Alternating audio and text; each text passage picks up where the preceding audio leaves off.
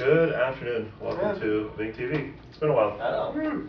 It's been a couple weeks, yeah? Been a couple weeks, I think, hasn't it? Yeah. What did we do last? Were we last Friday? Actually, it's because I've been out the last 2 Fridays. Were you? Yeah. Last Friday, you hunted pig. Yeah, I went out hunting. And what happened Friday before that? Buddy's wedding. You were Pinnacle. I was at Pinnacle the other And Friday. I was at Buddy's wedding also. So things happened. You were sick on Friday. Yeah, we've been world travelers here lately, or at least Western United States travelers. Yeah. Hunting pig, networking with recruiters. Yeah. Being sick. Being sick. There we Whenever go. I'm not hunting heads, I choose to hunt pigs. Nonetheless, we're back. And we thought we'd take this opportunity to talk about what's been going on in the world of technology. Last several weeks, some pretty major things. We elected a new president. Yeah. Obama, new president. That's definitely. That's Is that a good year or a bad year? I bias you. It's kind of like a. Don't want to say one or another because I'll offend candidates and clients. So there's just you two might as well have unicorns on your heads. Non-Obama supporters in the state of California. Yeah, I know. Weird. That's very true. But yeah, I don't know. Told everybody I'm willing to give him a chance. Yeah. I refuse to be one of those people that whine about George Bush getting elected again for 4 straight years. Like, I'm at least gonna give him like 6 months of runway. Yeah. Then after that, I'll start whining if I don't think it's going well. But I'll give him 6 months. I'm kind of excited about Obama, to be honest. I'm not a Democrat by nature, but I think it's cool. I think it's good that got him come in and take us in a new direction. And I think the focus on technology is specifically going to help better our marketplace. So from a selfish perspective. Yeah, I've told everybody, like, I think even as a conservative, like, I am excited about the fact that he can inspire people. Like, we've gone so long and everybody's been so unhappy with politics just in general in America. Everybody's so down on it that I think it's amazing that somebody actually was able to go and truly inspire people and make them want to go out and vote and make them really get excited about who they were going to have in office. I have my doubts, but I'm really pumped up about the fact that at least 53% of the country is really pumped up about who they have in office. Yeah, and they're actually very behind him. It's not just I'll just vote for it. They're passionate about it. Genuinely, they're passionate, they're excited, they seem willing to, and you know what, I guess we'll see where that takes us, but I think that's got to have some political currency, so. I figure if you have low expectations coming into it, if he does anything good, I'll be happy. So. There you go. You cannot argue with that logic. There's a silver lining in every cloud. So I thought, in light of America having a new president and leader of the free world for the next 4 years, we talk about how that could impact our marketplace. We'll talk about that for a little bit, and then we'll talk about some other things going on in the world. We printed out from change.gov. We'll post this on our blog. But we posted Obama's technology agenda, which includes the bringing on of an actual CTO for his as a member of his cabinet, which will be the first. Let's talk about some of the things he's looking to do, and we talk about how that could, one, better our marketplace, two, worsen our marketplace. If candidates are thinking about what direction they might want to take their careers, these might be some avenues they should consider looking into. VC firms looking into different spaces to put some money into, so on and so forth. Anyway, this is what's on Obama's mind here. What's the problem in his opinion? America risks being left behind in the global economy. Okay, true, valid. Too many Americans are not prepared to participate in a 21st century economy. Maybe. Yeah, maybe. Depends on whose vision of the economy you're talking about. There's some stuff here that supports that, but sure. Let's see. Protect the openness of the internet. That's something he wants to be doing. So that's actually, I heard Australia, random comment, but Australia is blocking certain internet sites, and China's been doing it forever. That's right. So that's actually a pretty good thing because people are getting more and more strict on internet. So he wants to be more open. Yeah, he doesn't want to regulate it. He doesn't want to regulate it. Yeah, which is good. Which is, I think, all by and large a good thing.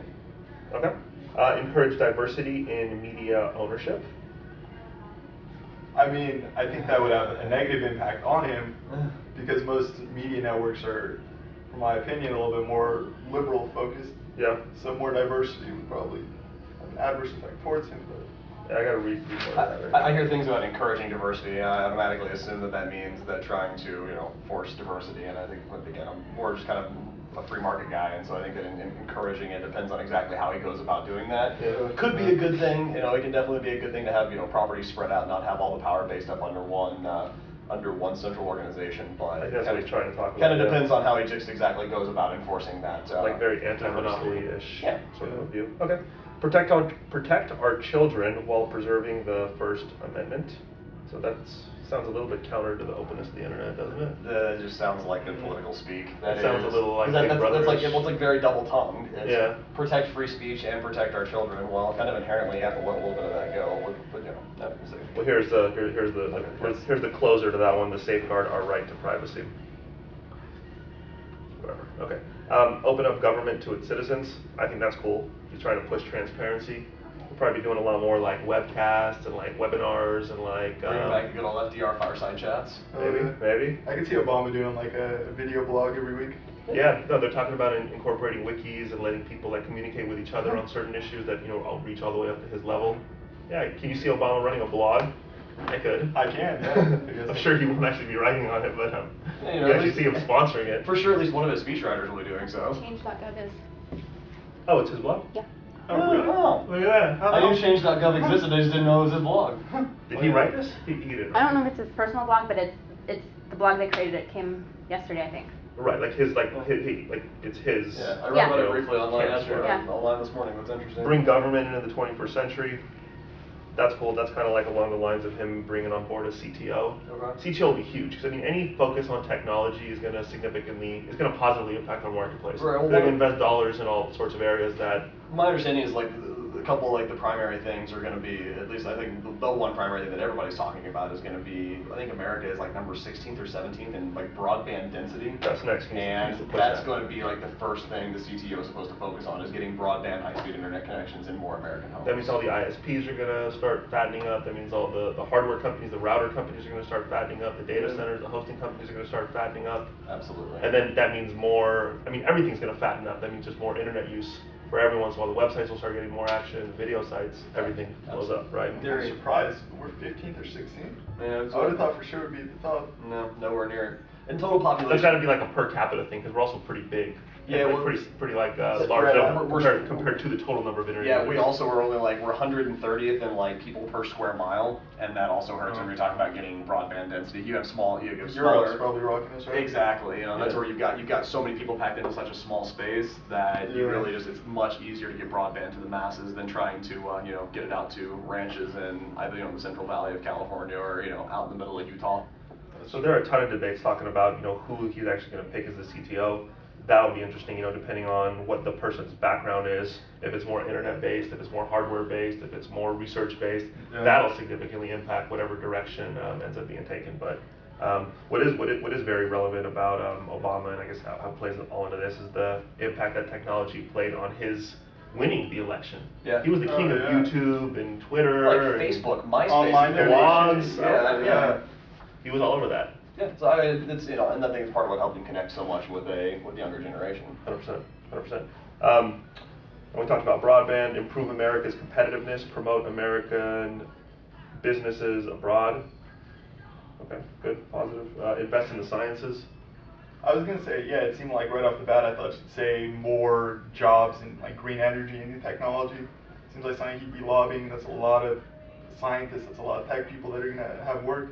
Did he have some kind of a fund that he's wanting to pump like hundreds of millions of dollars into? Was it biotech? It's a technology fund. I don't remember. I forgot which one. I forgot what it was. We posted on our blog though, right? Yeah. A couple days ago. Yeah. Invest in university-based research. Yeah. So a lot of innovation comes out of that. I don't know where he's going to get the money to do all this. See, that's what I was going to say. Taxes. Taxes. Yeah, I got a 20 on it. That's the right. I was going to say. Did you see your last paycheck? Yeah. I actually didn't. I actually couldn't see it, funny enough. Yeah, so that but worse. Make the R&D tax credit permanent. Ensure competitive markets. Protect American intellectual property abroad. Reform the patent system. Restore scientific integrity to the White House. So again, it just seems like he's trying to be more tech, innovation focused. He's bringing that back. Yeah, well, He's bringing research back. And a lot of what he talks about seems to be like investing in companies, really pumping a lot of government money into it. And there was an interesting article on CBS's Market Watch the other day that talked a lot about how his overall strategy of like pumping money that really is more like the government should be investing. And if that means that like leaving less money for the individuals to invest with, Because if you look at it, you talk about the top 5% or whatever it may be. That's a big portion of your overall national investors. And his overall strategy is that, or kind of overall philosophy is that the government should be the ones investing, and there should be more focus on the government making decisions on where the money should go to. Who's winning? Oh, the funds that the government funds. Your money, that gets circled around back to, kind of the theory being that, the government should be the one investing the money, not necessarily, while individuals should be investing, that a government should be doing a majority of the investing. But there's the whole within problem. companies. Fundamentally, do you want the government choosing what to spend your money on? You don't have a choice. I know. I'm also lost. Whose money are they talking about? Tax money, 401k? probably, right? Yeah, no, like actually investing your tax dollars, like taking more money from the top percent that would normally be invested publicly. So that top 1% is they pay 28% of overall taxes, and they also do a vast majority of the investing in the country. Oh, sorry.